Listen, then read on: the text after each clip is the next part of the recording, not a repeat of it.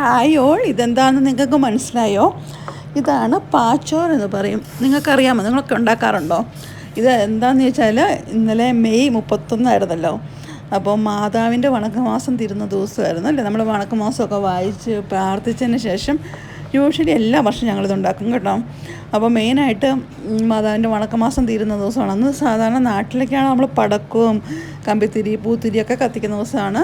അപ്പോൾ ഇവിടെ ആയതുകൊണ്ട് ഞങ്ങൾ യു കെയിലായതുകൊണ്ട് അതൊന്നും ചെയ്തില്ല. പക്ഷേ എല്ലാ വർഷവും മുടക്കാതെ ചെയ്യുന്ന നമ്മുടെ പാച്ചോറുണ്ടാക്കിയായിരുന്നു. അപ്പം അതിൻ്റെ ബാലൻസ് ആയിട്ടോ. അപ്പം ഞാനോർത്തു ഇപ്പോൾ കുറച്ചെടുത്തുനിന്ന് ചൂടാക്കി നമുക്ക് കഴിക്കാമെന്ന്. ചൂടാക്കാതെ ഫ്രിഡ്ജിൽ നിന്ന് എടുത്താൽ കേട്ടോ. അപ്പോൾ ചൂടാക്കാതെ തന്നെ നമുക്ക് വേണമെങ്കിൽ അങ്ങനെ തണുത്ത് കഴിക്കാൻ ഇഷ്ടമുള്ളവർക്ക് അങ്ങനെ കഴിക്കാം. അപ്പോൾ ഞാനതൊക്കെയാലും കുറച്ചൊന്ന് ചൂടാക്കി ആ ചൂടോടുകൂടി കഴിക്കുമ്പോൾ ഉള്ള ടേസ്റ്റ് വേറൊന്നാണ് കേട്ടോ. അപ്പോൾ അങ്ങനെ ഞാൻ നമ്മുടെ ചൂടാക്കിയ ഈ പാച്ചോറ് കഴിക്കാൻ പോകും. അപ്പം തലേദിവസം ഞങ്ങൾ രാത്രിയിലാട്ടോ പാച്ചോറ് ഉണ്ടാക്കിയിരുന്നത്.